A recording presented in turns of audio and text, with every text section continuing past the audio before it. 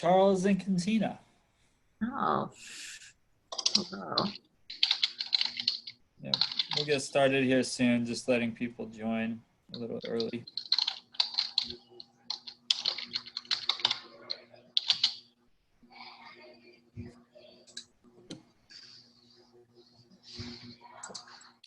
And Corinne.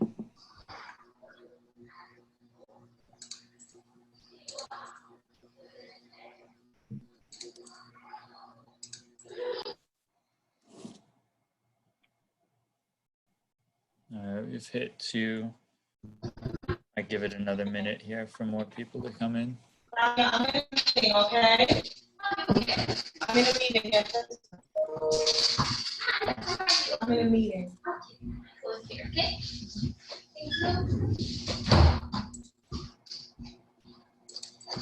Okay, buddy? You sure? Okay, you gotta be quiet for mommy. Good girl.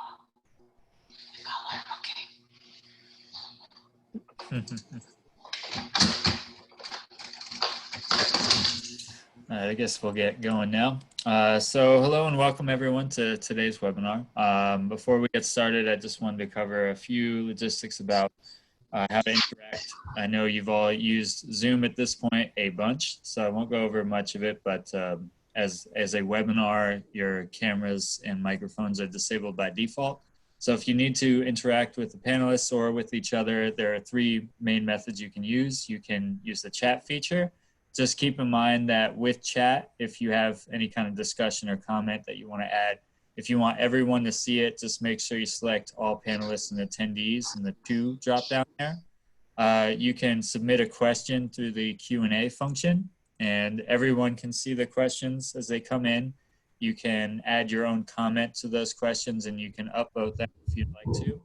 And then finally, we can use the hand raise feature. So if you'd like to actually speak during the Q&A at the end of the session, just go ahead and raise your hand, and I'll go in and unmute you, and then you can speak your mind or ask your question that way. So without further ado, I want to hand it off to Faduma to get us started. Sure.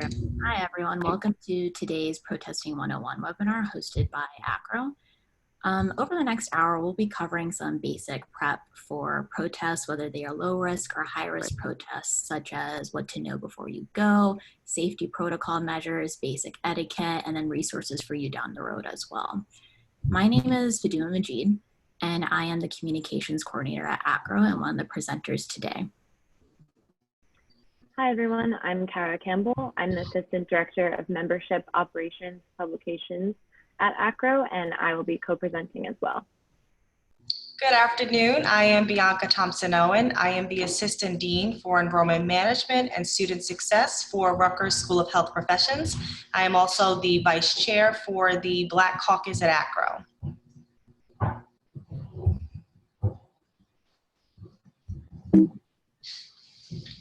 All right, so I think it's important that we really start to talk about who we are as the Black Caucus. The Black Caucus is the largest caucus within ACRO, hosting over various networks, connecting with various professional developments across ACRO. We work on a variety of issues that affect Black students as well as professionals throughout the organization. Not only is it our mission to ensure that we work together collaboratively, it's also our mission to ensure that we are diversifying our membership profile and bringing these types of issues to the forefront. If not now, then when? If not us, then who? Has been our mantra as the Black Caucus as we look to bring light to these multiple issues that we are facing. The isolation that this pandemic in particular has caused has actually intensified the various pain that we felt in the various police killings and the police brutality that has occurred. This is why we feel that it is important now more than ever for the Black Caucus members to become more active as well as more vocal about these particular issues. Slide switch, please. So why are we marching? The recent police killings of George Floyd has triggered an uprising of protests across this country. As we continue to examine and mend the fabric of America, we will continue to find opportunities that allow us to do so. But I want us to understand something. Why now? We demanded change after Michael Brown in Ferguson. We demanded change after Freddie Gray in Baltimore, after Walter Scott and Emanuela in South Carolina, and certainly with Trayvon Martin. These are just to name a few of the many times that the Black culture, the American culture, has rallied together in a cry for change and for help.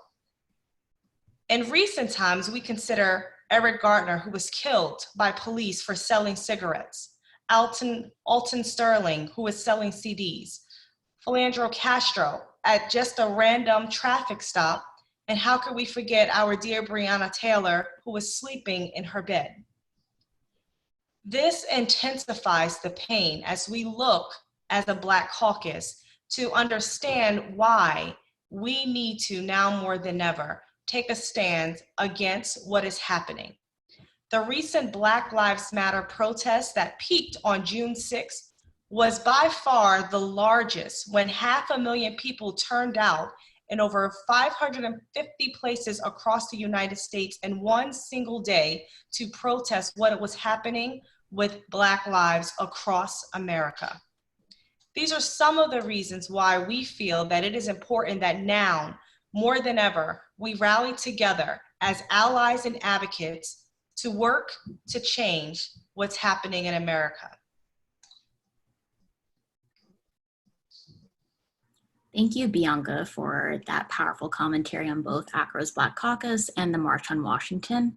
Before I get started into what to know before you go, I mentioned that protests can be categorized as either low risk or high risk protests. The March on Washington is very much predicted to be a low risk protest. It is during the day, there's little chance of you breaking curfew or police brutality taking place. However, since this webinar is being recorded and will be posted on the website as a resource for future access, we want to make sure that we're covering preparation for both sorts of protests depending on which one you choose to attend in the future. So first and foremost, you want to make sure that you know your travel restrictions due to COVID-19. As COVID-19 cases grow day by day, the number of states joining the list that have to do mandatory quarantine if they travel to Washington, D.C. grows. So the last thing we want you to do is, if you're traveling to Washington, D.C.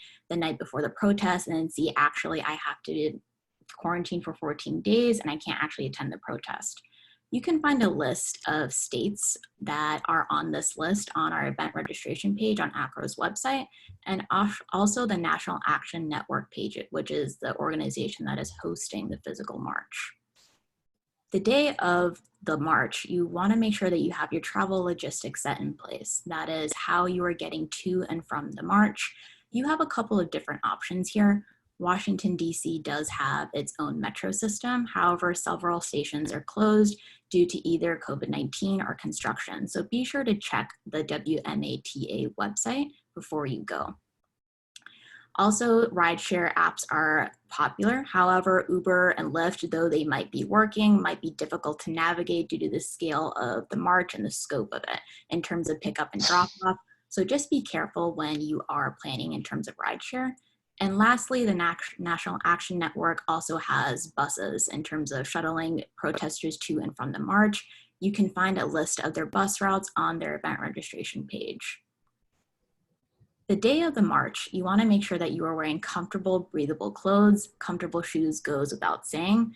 And if you are attending a high-risk march, you want to make sure that you are not wearing contacts in the event of you coming into contact with a chemical irritant like tear gas or pepper spray. Signs and backpacks are welcome. Inside the backpacks, you can store your keys, your wallet, and your phone. Since we are in the middle of a pandemic, you want to make sure that you bring your face mask as well. And several activists recommend bringing an extra face mask for high-risk protests. This is in case you come into contact with a chemical irritant, you'll have to switch out your face mask. For low-risk ones, this is simply in case you lose the first one.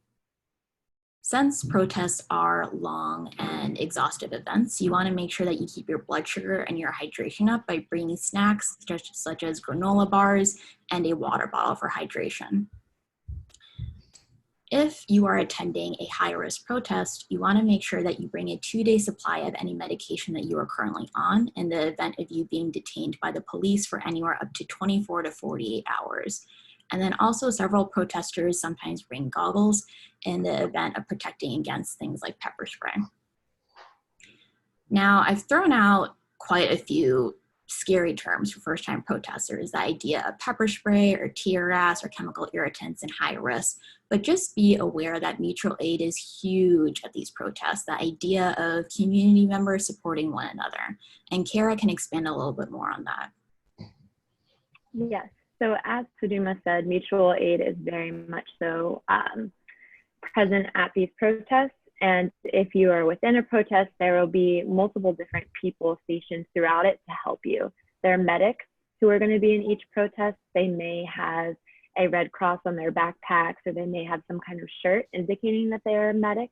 If anyone gets heat exhausted and passes out or has any kind of medical issue, you can always just raise your hand and yell for the medic and they'll come and help you. You're also going to see people, sometimes they're called care bears. And these are people who organize together in groups of people who spread throughout protests, and they bring snacks, they bring coolers. You may see them dragging coolers along, and they'll be there throughout offering water, offering Gatorade. It's very much so a culture of people taking care of one another. So of course, bring what you need, but just know that there will be people there to support you.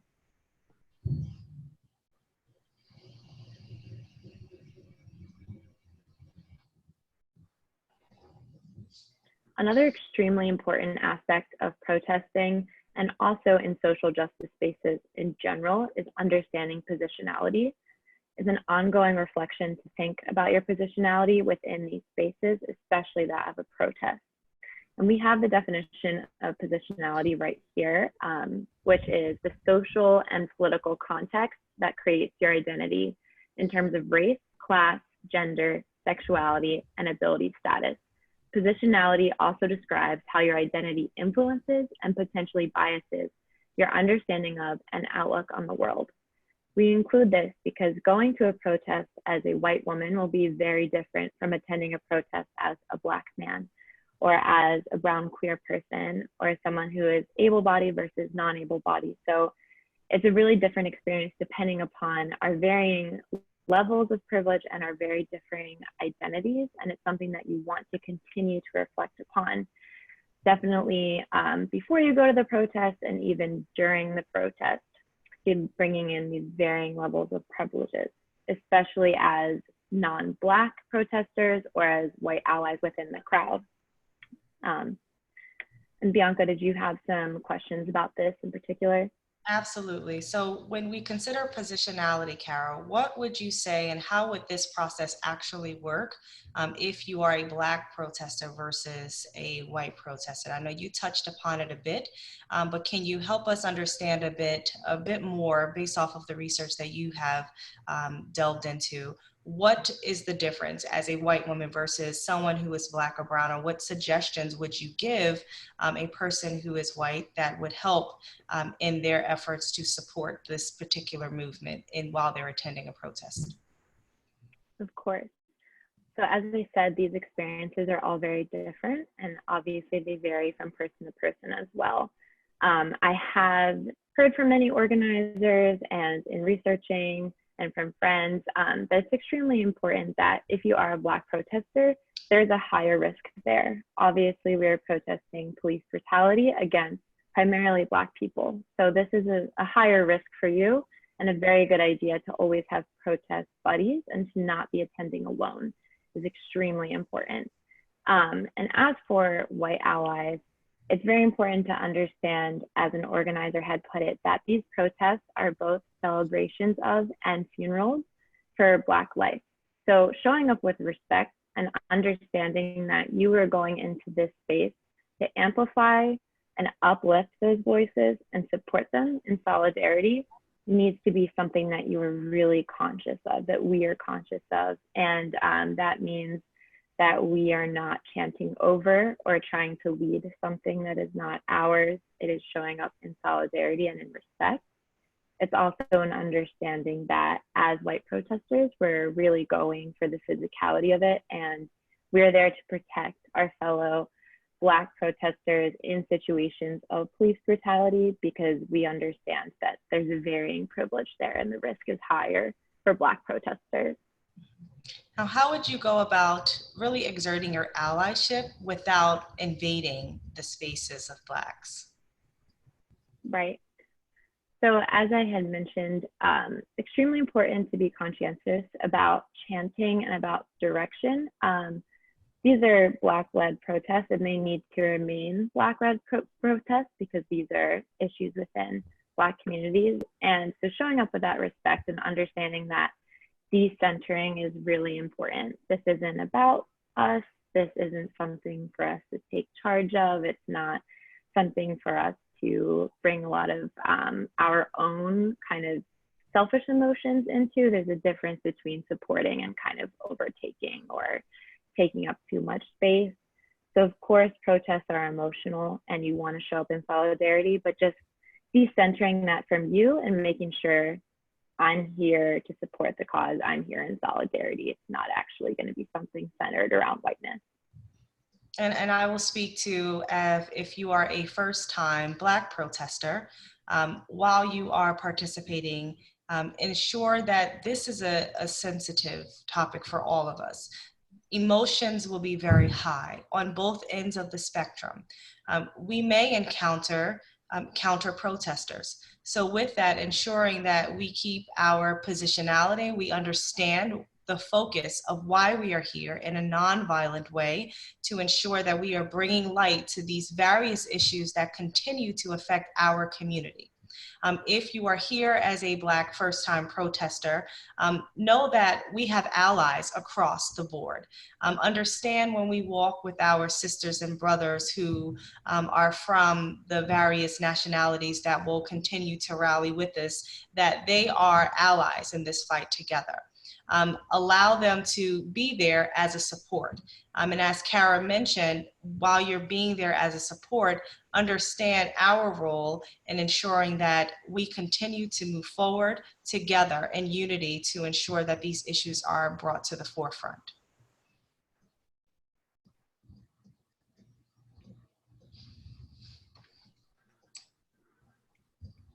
Okay, thank you, Kara and Bianca, for that explanation on positionality. Next, I'm going to go over protest etiquette. That is how or what to do and what not to do at a protest. Keep in mind that this varies depending on if you are a Black protester, a white protester, or a non-Black protester, that is a person of color. First and foremost, before you attend a protest, as a white ally or a non-Black protester, you want to ask yourself, what is my goal in coming to the protest? Are you here to co-opt the movement, that is to divert the message, or is it to be an ally to the message? One thing that no protester should do is not interact with the police. For white allies and for people of color, this is simply because it diverts the message of the protest, which has themes of opposition to police brutality. For Black protesters, you really just want to be mindful of your safety. Kara mentioned that Black protesters are at higher risk when it comes to brutality and force, so you definitely want to avoid police at all costs and stay with the crowds and ensure that you're not alone. And also be present. It was mentioned earlier that protests are emotional events. It might be tempting to live stream or to post videos. Not only is this not safe, which I will touch upon later, but also the idea of what is your goal in posting these bits of media? Is it to slip into a form of performative activism, or is it something else? So really just question your motives when you're posting these bits of media. Next is protest chants. If you are a white ally attending the protest, you want to make sure that you are not louder than the Black, brown, or Indigenous voices present. You do not want to lead chants, and if you find any chants that are offensive in nature, it is not up to you to police the tone of the crowd. For non-Black allies, you want to make sure that you don't act as a spokesperson. The scope of the March on Washington in particular will likely draw media representatives. If you are asked to give a statement, simply say, I'm here in solidarity with the Black Lives Matter movement, and move forward. And then when it comes to chants, this is a case-by-case basis, but some chants that non-Black allies may want to avoid are chants such as hands up, don't shoot, I can't breathe, or utilizing the Black Power fist. These chants in particular speak to a specific sort of police brutality that non-Black allies experience on a different level compared to the Black counterparts, so you may want to avoid it. I say case by case because if you're asked to join in by your fellow Black protesters, by all means, go ahead and do so. However, really consider the weight and the history of both these chants and symbols. Kara mentioned the concept of helping your fellow protesters through mutual aid.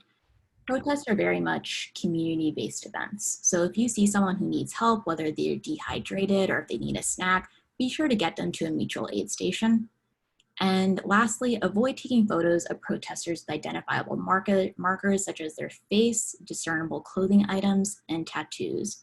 This goes back to the idea of posting photos of the protests. One thing that maybe not common knowledge is the concept of police or local governmental retaliation against prominent activists who take part of these protests.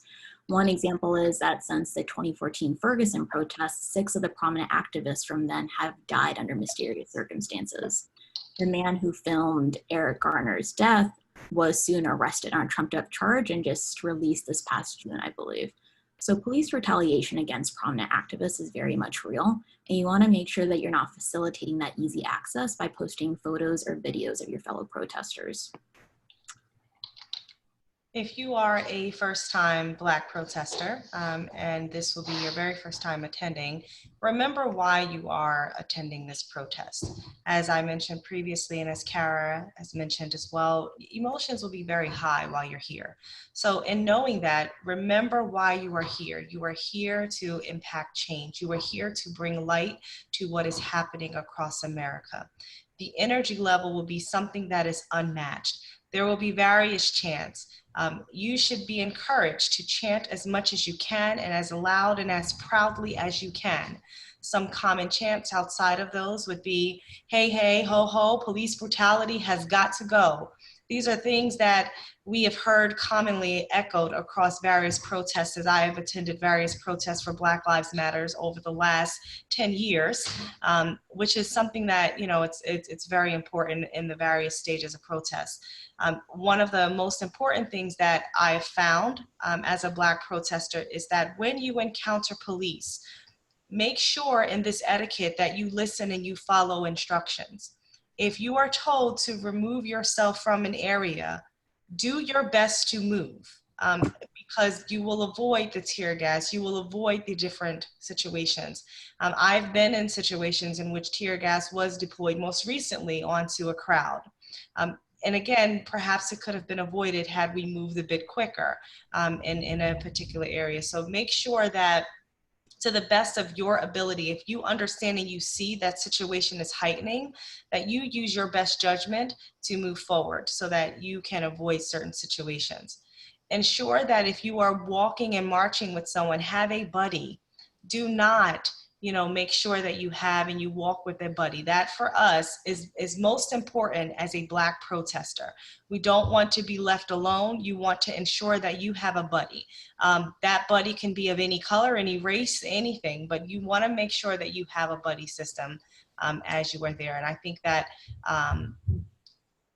yes, I'm so sorry this isn't covered in the safety protocol, but I think that's important in terms of that. So I'll let you go through safety because I have some other safety suggestions as well. Yeah, thank you, Bianca. So we are going to discuss some safety protocols, as Bianca was saying as well. And as Faduma mentioned, this is a low risk protest, but all of this information is extremely important to know just in case, and also if you end up at a higher risk protest at another time.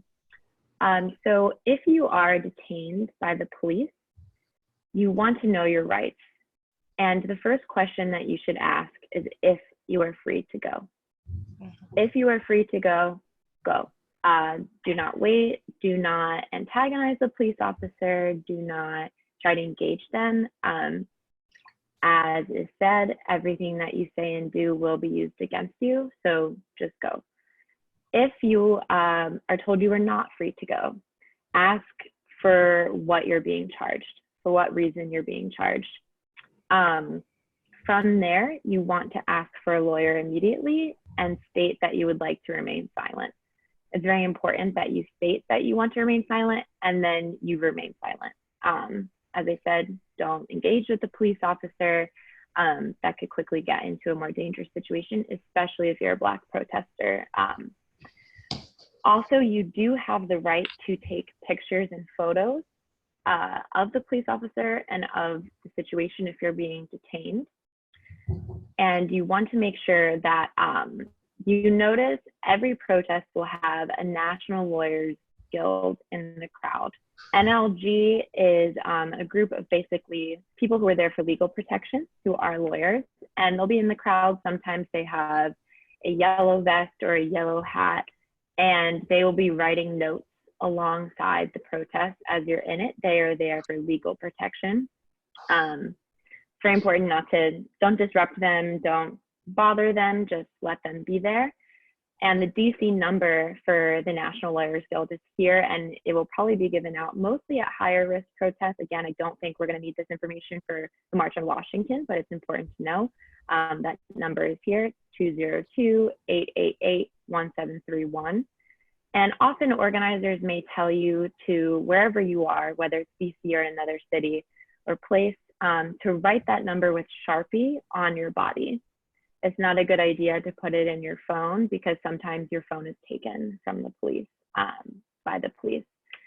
Another note about the phone is to deactivate your Face ID when you're at a protest. If you happen to get detained, the police could basically unlock your phone against your will just by holding it up to your face to try to get information. So deactivating your Face ID and just making sure your passcode is on is a good idea, especially in higher risk situations. As Bianca has stated, especially if you are a Black protester, avoid going to protest alone.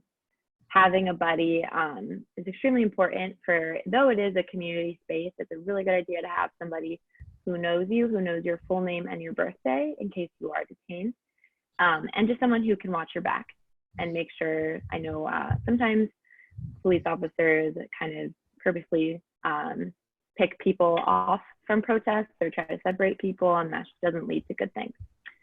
Again, this will be a low risk protest, but if you are exposed to tear gas or pepper spray, as much as possible, remove your clothes and avoid touching your face.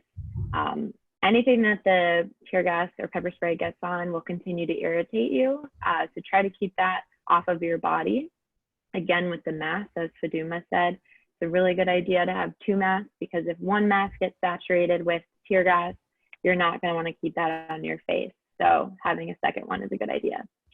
A mixture of 50% unflavored liquid antacid and 50% water is helpful in washing your face. So it's a good idea if you're going to a high risk protest to create that in a little spray bottle before you head out. And when you get home, if you're coming from a high risk situation where you were exposed to the chemicals, shower in cold water rather than hot water. Cold water will help soothe your skin, and making sure to fully wash your skin with soap and cold water will get rid of the chemicals and will avoid further irritation. So one of the additional things that I would add to this is, as a Black protester, any protester, make sure that if you have a location sharing on your phone, that it is turned on, and that you have a loved one that you are close with, a family member, a friend who is very close to you. They know what your location is. These are, in my experience, larger crowds, especially in Washington, larger crowds. Sometimes you are not toward the front of the march. You could be very toward the back. Things could take a detour. You could move down different streets. So ensure that someone knows your exact location. Don't be afraid to check in with family members to let them know that you've arrived, that you are here, and then have a standpoint to let them know that this is my point of when I am going to check in. If something should happen and you are detained, or if something should happen and something goes grossly wrong here, you want someone to know that you are safe. If an event happens at this particular area, you want to ensure that you have developed check-in points with your relatives or your loved ones to ensure that you are safe. That is something that has worked with the experience of its protest experiences that I've been in, to make sure that you've developed those standard check-in points with your loved ones. I've seen various protest situations that have been peaceful, and counter protesters come in and things don't seem so peaceful. So ensure that you have that check-in point. Again, if you have and if you do experience counter protesters, do not engage. And that is for everyone. Do not engage. Continue to understand why we are here. We are here to bring light and to bring voice to the situation and to impact change. That is why we are here, to continue to move forward without any engagement within counter protesters. Understand that our safety remains, and your safety remains, our top priority. Know that this may be large crowds, that you may be walking with large crowds of people. So ensure that if that is happening, that you give yourself enough space, that as mentioned, you have comfortable shoes, that you have additional masks, that you have equipment that you can readily and easily change your shirt if it's impacted by tear gas. You can change your mask, that you can move pretty quickly. So those comfortable walking shoes, that's really important in these particular larger environments. Again, we are considering this a low risk, but in my experience with various protests, things that are low risk or protests in general, unknowns could certainly happen. One thing that I'd like to add is that if you're attending a high-risk protest, you might see people with jugs of milk. The idea is to help wash out tear gas or pepper spray. Just keep in mind that milk is actually quite ineffective against oil-based chemical irritants like pepper spray. So that's why this 50% liquid antacid and 50% water is considered a little bit more helpful than milk. Agreed.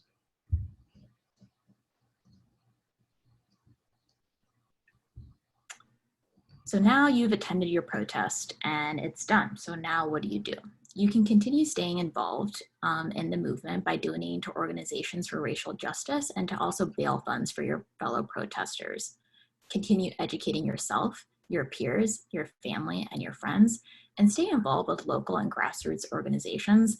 This is likely where you and your community will see actual tangible change. One example is the Minneapolis protest after George Floyd's death. They were able to produce a bill to defund the police that the town council now has to consider. So that is really where the tangible change comes from, is at the local and grassroots level. Another thing to move forward with after the protest is bringing this change to your institution and advocating for change within your institution.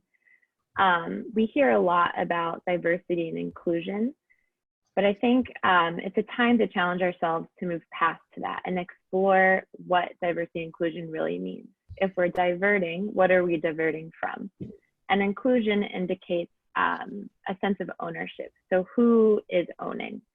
How do we move forward so that we can see that leadership is equitable and that we see Black people in power in our institutions and actually make these changes at that level?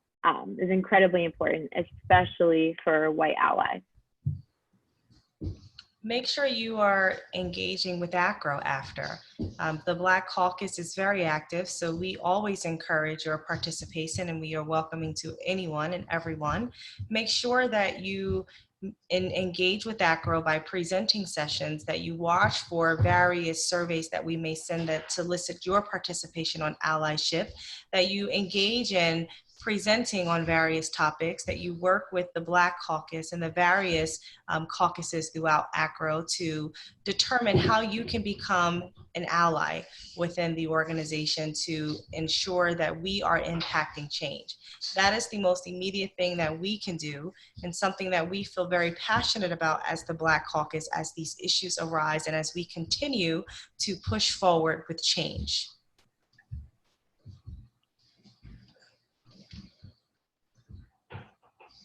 As Bianca mentioned, that there are ACRO resources that you can take advantage of when contributing to the Black Lives Matter movement. That is ACRO's Black Caucus events, and also ACRO's Group 5, the Access and Equity Committees. ACRO also has Black Lives Matter resources posted on our website. This ranges from institutional practices that are evolving to address racism on campus to web resources and readings for you to continue educating yourself as you move forward. And understand that we also have a core competency that is devoted to diversity and inclusion, which you can find on our website, and gauge just how far your expertise or your peers' expertise levels are in terms of actually including diversity and inclusion at your institution.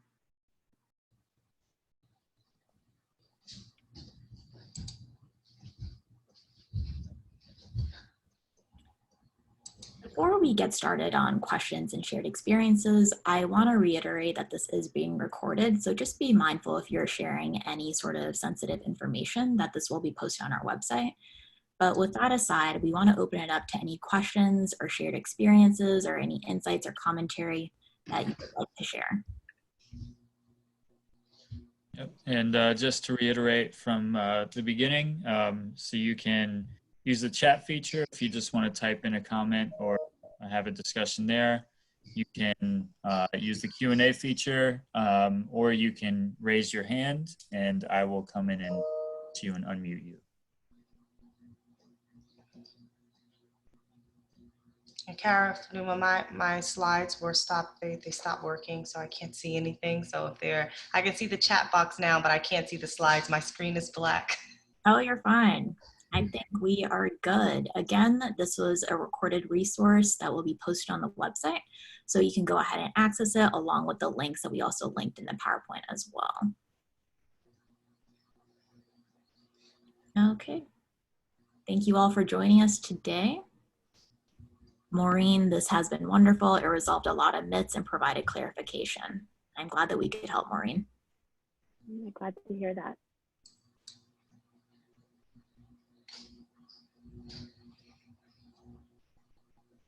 Okay, Kara, Bianca, do you have anything else to add? I think this is a great way to continue our engagement as ACRO Black Caucus to ensure that we bring light to these various issues and we continue to push forward now more than ever. And as I mentioned very early in our introduction, you know, if not now, then when, and if not who, then if not us, then who. That is very important. Sometimes we become comfortable and we consider the various protests or the various letters we've written to be just enough, or the webinars that we've attended to be just enough. It is not enough. It is not enough until we start to see change. It is not enough until our Black, brown brothers and sisters stop being killed at the hands of police and police brutality. It is not enough. It is not enough to be silent. It is not enough to allow racism to go ignored and unchecked. It is not enough. So if not now, then when? So this is our win, and this is most important for us to continue to raise our voice as loudly as we possibly can when we start to see any form of racism in any parts of America. Thank you, Bianca. And I think just as two white allies or other white folks who would like to be allies, just to keep in mind that this is not a fight or a problem that brown and Black people should be fighting alone or burdened with, that it's something that's very much our problem as well. And some organizers have said it is a white problem, like it was created through whiteness. So it is very much our responsibility to dismantle it as well. Yes.